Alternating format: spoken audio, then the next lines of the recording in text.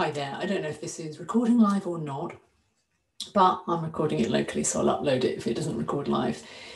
Quick video, a training video today for those of you who are in menopause and are so lost and confused. You feel like this is it, like you're done, like there's no life beyond this. You cannot see beyond the mire that you're in, whether it's, you know, I say simple, brain fog, overwhelm, or full-blown, full-out anxiety where you just don't know what to do with yourself each day.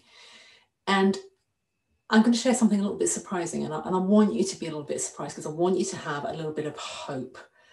And I'm going to tell you something you may or may not believe, but what I've learned about this whole process is that if you can access the resources to move through menopause anxiety, you can become empowered in such a way that this becomes a launch pad, a lift-off, a moment in your life when finally you really do get to decide what you do, when you do it, who the hell you're going to do it with.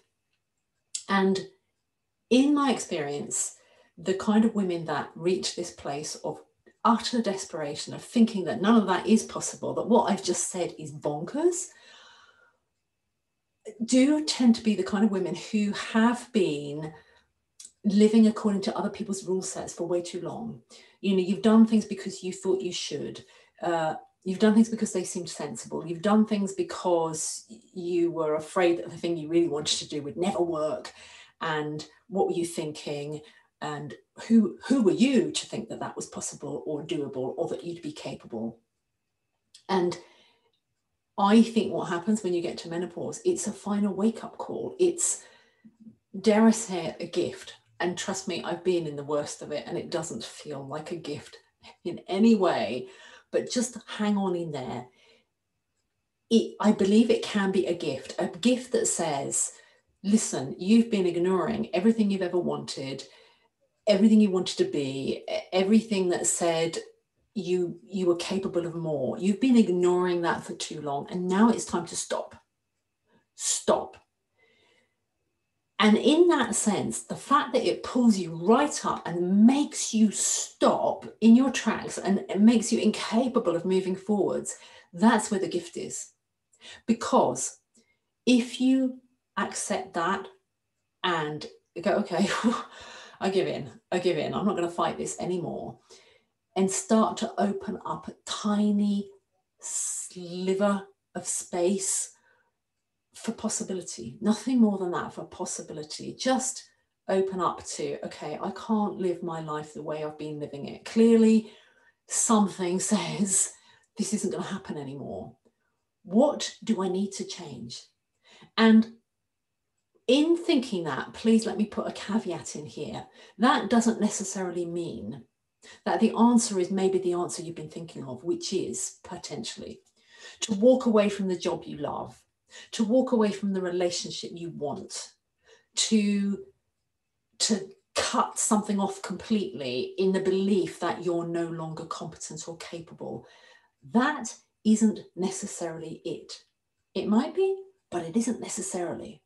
So if there's a part of you that says, no, but I really love this work, I really love this person, then it's something else. It's something else about you that may just mean a shift in how you behave, in suddenly changing from someone who always does and says the right thing to someone that suddenly starts to say or do what you want to do, to be bold and courageous and brave and all those things you can't possibly imagine right now.